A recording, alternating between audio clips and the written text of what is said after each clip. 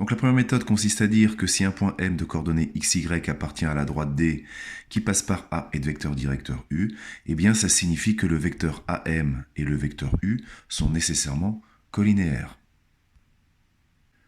De notre précédente leçon sur les vecteurs, on en déduit que c'est équivalent à dire que le déterminant de vecteur AM et du vecteur U est égal à 0.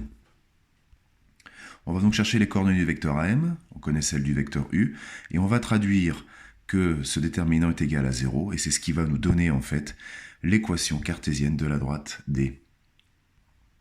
Pour le vecteur AM, donc, les coordonnées c'est xm moins xa, ym moins ya. Xm c'est x, xa c'est 2.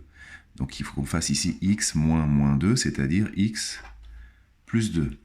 Deuxième coordonnée du vecteur AM, c'est y moins 3. D'après la leçon vue sur le déterminant, comment calculer le déterminant du vecteur M et du vecteur U? Eh bien, je dois faire ici mon produit en croix, x plus 2 fois 1 moins y moins 3 fois moins 2, qui doit être égal à 0. Donc, ce qui nous fait donc ici x plus 2 fois 1, hop, moins y moins 3 fois moins 2. Et tout ça doit être égal à 0. Ce qui équivaut à quoi? Eh bien ici, x plus 2 fois 1, ça fait x plus 2. Moins par moins, ça fait plus. 2 facteur de y moins 3 égale 0. Il me reste une dernière étape à faire. X plus 2 2y 2 fois moins 3 moins 6 égale 0. Et enfin, ça nous amène à x plus 2y plus 2 moins 6 moins 4 égale 0. Voici l'équation cartésienne, une équation cartésienne de la droite D. Une deuxième méthode consiste à utiliser la propriété du cours qui dit que si une droite D a pour vecteur directeur moins BA, alors une équation cartésienne possible de cette droite, c'est AX plus BY plus un certain C qu'il faudra trouver, égale 0. Dans le cas qui est le nôtre ici, le vecteur U a pour coordonnée moins 2, 1. Ça veut dire que moins 2 va correspondre à moins B et que 1 va correspondre à A. Et je n'ai plus qu'à remplacer donc ici pour ma droite D, A donc qui fait 1, c'est-à-dire X, B qui va donc faire 2, X plus 2Y, plus un certain C qui doit faire 0. Il me reste donc une seule étape à faire, c'est de trouver le nombre C qui est ici. Et pour ceci, il y a une donnée que je n'ai pas encore utilisée, c'est que la droite passe par le point A de coordonnées moins 2, 3. Ça veut dire que les coordonnées de ce point vérifient l'équation qui est ici. Je vais donc remplacer x par moins 2 et y par 3.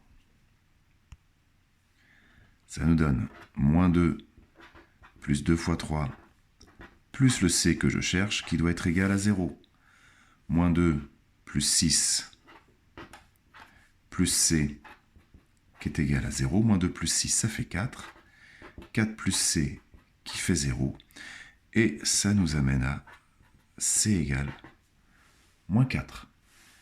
C étant égal à moins 4, on retombe bien, hein, puisqu'on avait déjà le premier début de l'équation qui était ici, le début de l'équation x plus 2y plus c qui fait donc moins 4 égale 0.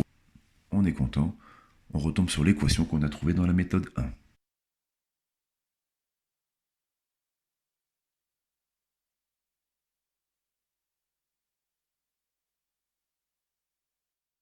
Alors une variante consiste à vous demander une équation cartésienne de la droite AB, où on vous donne les coordonnées du point A et les coordonnées du point B.